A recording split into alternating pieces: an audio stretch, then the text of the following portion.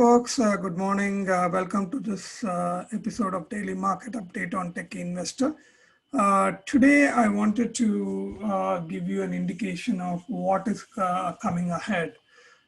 Basically, yesterday I came to know that the CPI. We all know that the CPI, the inflation index is at around 8.6, whereas the Fed has increased it by 75 basis points, but still we are at 1.5.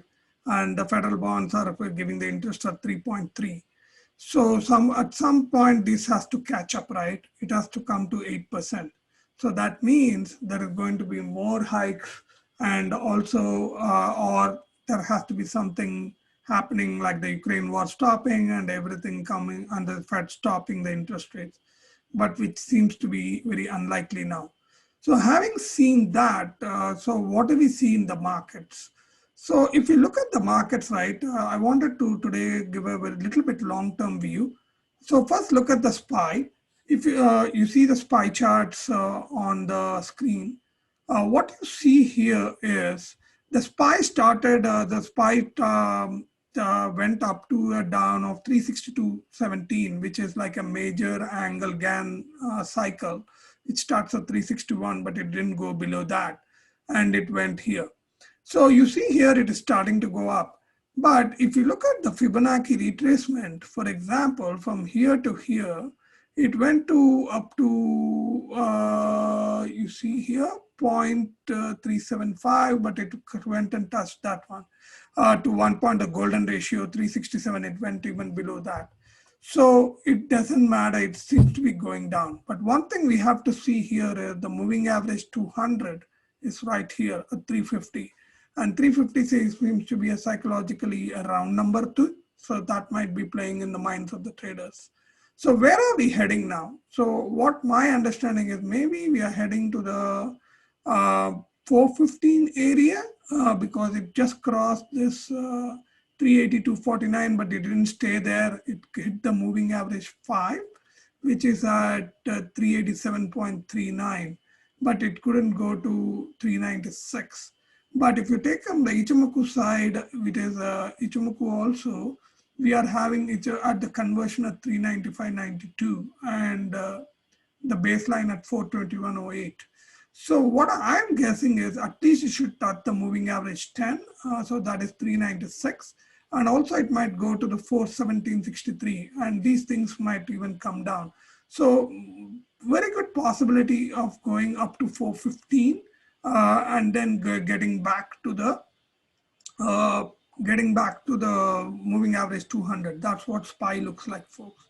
So while the SPY might but this is going to be a very slow-mo. Look at how many weeks it has fallen. So this might take a lot more time. So SPY may not be a good trade for short terms, okay? But have a long-term view of where the 350 and start looking at it.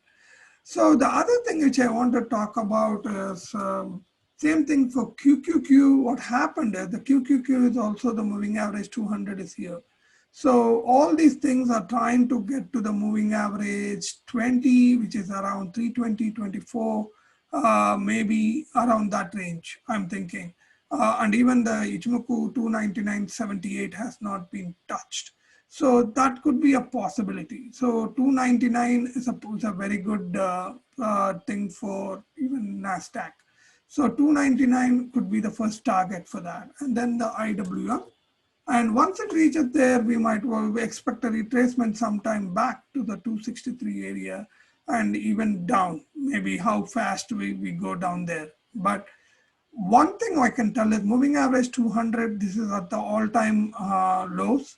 This is the point where I would start nibbling. What I meant by that is the dollar cost average into all the stocks that has crossed moving average 200 and which you believe have long-term positions. So those are the things which you need to look at, okay? So we are getting closer to the point where we should start dollar cost averaging. I'm not saying that it might rebound, but we might see a little bit down. One thing we can see here is, if I draw this line from here to here, the trend line, you see this, it is going up and then it might come down to this line and hit this. Now the key after that would be whether it can break this line, which is around 282. So that would show us that we are in a trend, in an uptrend, okay? But until then, we have to be very cautious on it. Similarly with IWM, you see here, the IWM is also. But one thing we have to understand with all these stocks, folks, this stocks went up like crazy from a low of 111 to 244. Whenever we have that kind of a move, we might see everything coming down. So at least to 25%. So, but in this case, it has even crossed the moving average 200, but it is not getting it. The small caps are getting crushed, basically the Russell. So we might see further down to maybe 130, I don't know, I don't want to say that, but whenever we have that kind of a big move, it's at 0.5 right now. That means it gave a 50% retracement. So if it can cross this moving average 200, then it might try to make a higher high before it goes down. So we might have a 250 area, right? That's what it looks like.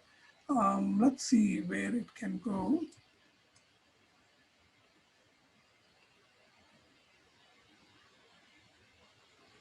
Okay, so but the key is it needs to cross the moving average 50, folks. Moving average 200, folks. Sorry about that. So we might have if it can cross this, then we can see a big move going up. Again, this is a weekly chart. It gives you a very long-term view. But all these stocks might be moving only by the end of the year. Don't expect any fast moves because of the amount of time it had fallen down. So next, let's load up some blue chip stocks like Apple. So if you look at Apple, Apple is clearly breaking below the moving average 50, and look at this moving average 200, folks.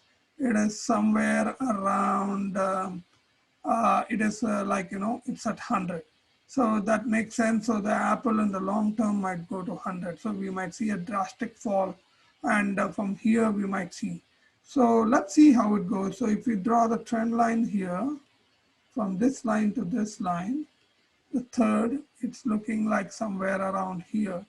Let's draw something like,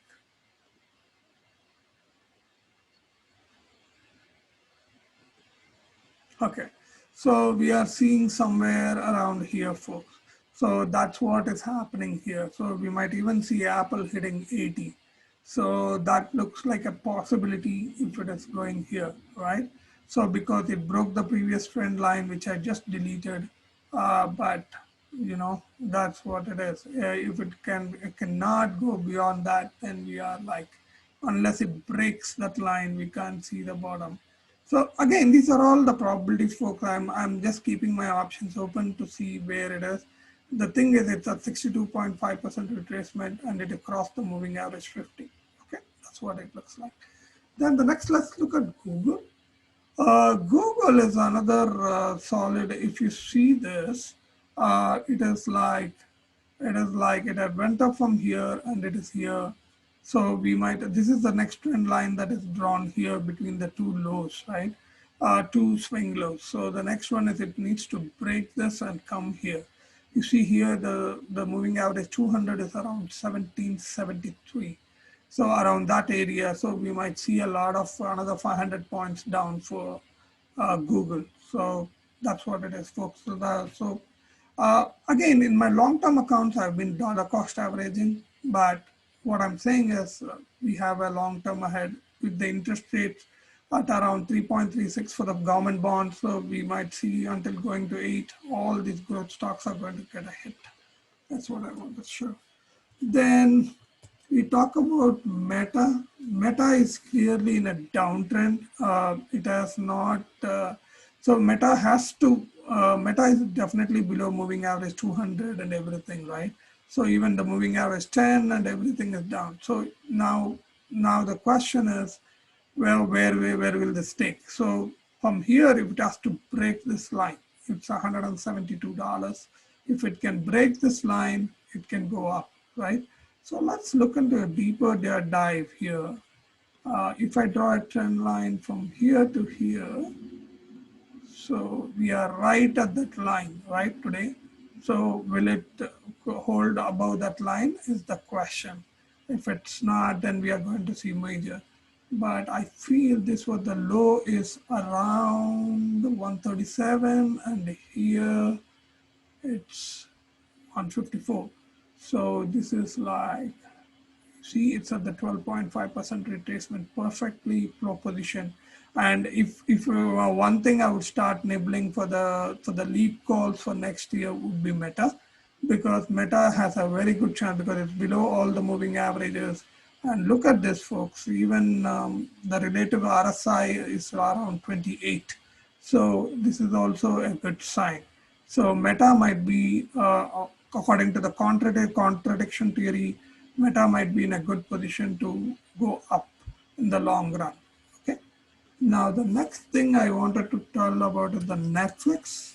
Let's look. I'm looking at all the FANG stocks and see where they are headed, right? So let's look at Netflix. Netflix had a pretty horrible 2 quarters and they are struggling to come back, right? So that's what it is. So let's look at this run where it went. It went like a big run, right? So if you see this run,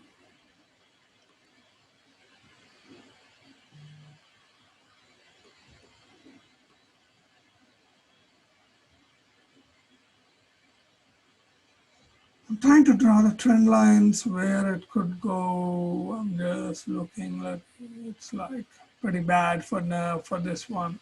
So Netflix is like kind of very much down from the thing. If I looked at the trend line that went up, see it had a little bounce here, but after that quarter it went down. So it needs to go back to this line for me to trade that. Otherwise, it's kind of challenging, right? It's like it's really down of all the things, right? So there's a difference between Meta and this one, right? If you look at it, Meta is like still, it formed a lower low here. It's still, it's battling with this line, right? So that's what I'm thinking. Yeah, it looks, the chart looks much better than the Netflix. The next one is Amazon. Let's look at Amazon, how it is, right? If you look at Amazon, I'm going to remove these things. So it went from, see, it went from here to here and it is battling with this line again. So this is the line that is keeps in $112. So it has been fighting with this line a lot. So this would tell us where it is. And again, this one is below moving average 200 and all those things. And it is really in a downtrend because 10 and 20s are below those things, right? So there is no, so if it can come up from here, but the RSI is around 40. So where it needs to stay above this line to get into a long-term trend, right? So let's see what happens this week if it can stay above this line. That's what it is. And finally, I want to see while the market is going down, there are a few stocks that have been going up and are in a good trend, right? One is XOM. Look at Exxon Mobil. Exxon Mobil has been on a tear since it started going up. So, but everything good needs to end sometime. But while the trend lasts, keep it going and see if it breaks the trend. So let's look at how the trend looks. So let's look, if you take this line, this is the trend line. Am I drawing it right? I'm thinking. So you see this trend line? Okay, this is the one of the trend lines which will help you keep this, and also your moving averages 10 and 20 would give you an idea. But look at this, it is trying to keep above this line. Again, this is a weekly chart. It will like, it's a very long-term view, but it is definitely in a good trend. Basically, it is above moving average 10 right now and 20. So it is really bullish. And look at this Ichimoku Chiku span, which is very, very bullish, right? Whereas if you take for anybody else, Amazon or anyone, the Chiku span is way below the price. So according to Ichimoku, that is also not very bullish, right? So similarly, you take any oil stocks, oil or utility, you would see this above, right? So that is a very good sign. So until this inflation things come up, I think we should invest in oil, which is the black gold, and also in the utilities. The other stock that I like is OXY. OXY, Warren Buffett has been investing in it rapidly, and he's been pumping money every time, right? Every time we hear him, he says that. So you see this every low, it has broke, it has bounced off. So we might see these things going up again and again. So this is another thing. Look at the Chiku span. This is also going up. That's pretty much, folks. So let's look at, before we go, the crypto world. The crypto world is looking very, very gloomy for me. The reason is, if you see this line which I drew long time back, it's looking at 5,000 for the, it's looking around 5,569, which is the trend line, the lower trend line for the Bitcoin. So the Bitcoin, it's at right 0.25. So the next one is 0.125, which is 12,668. So whenever when there is a long, this kind of a move, you expect it to come to the 12.5 to 25%. Right now it's at 25, but we might see it further going to this level. So that's what we are seeing. And if it has to break, it has to reach the trend line beneath it. This is the trend line, which is around 5,800. So it might quickly go here and then bounce back. So that's what I'm hoping this Bitcoin, so you want to be ready when at these levels, 12,688 from anywhere from between these levels, between 12 and 5.8, so that you can capture the up momentum. Similarly for Ethereum,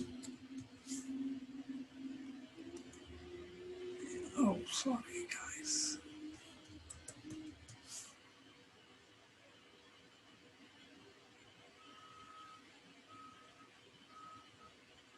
Ethereum, let's look at the Bitfinex.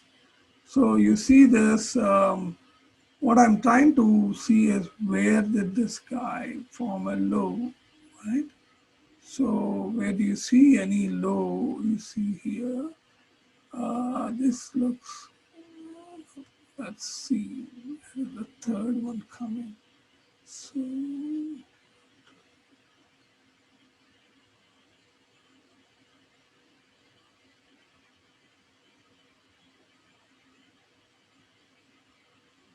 So, Ethereum is also the same thing, folks. What is happening is it looks scary for me, the Ethereum. If you look at it, it is going from, this is the level we are looking at. So where is this level? Wow, this is, I don't know. This, if when I look at it, it looks scary, but if you see the whole thing, the whole Bitcoin, if it doesn't rebound from the moving average 200, we have a very steep line there, right? If you see here,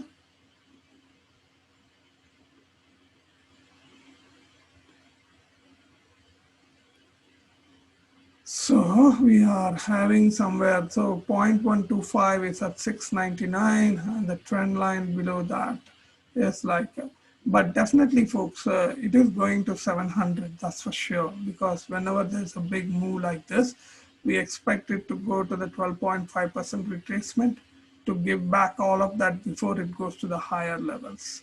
So that's what it is. But we got to bear this pain. So if you can sustain this market for another, for until this, and the trend line below is showing here, which is at 122, which is kind of like too far away. But yes, there is a possibility we might see a mad rush happening in 1 or 2 days, and then we might recover very, very fast. So that's what it looks like, folks. So that's all I have for you today. So definitely, trade safe and have a very profitable trading day.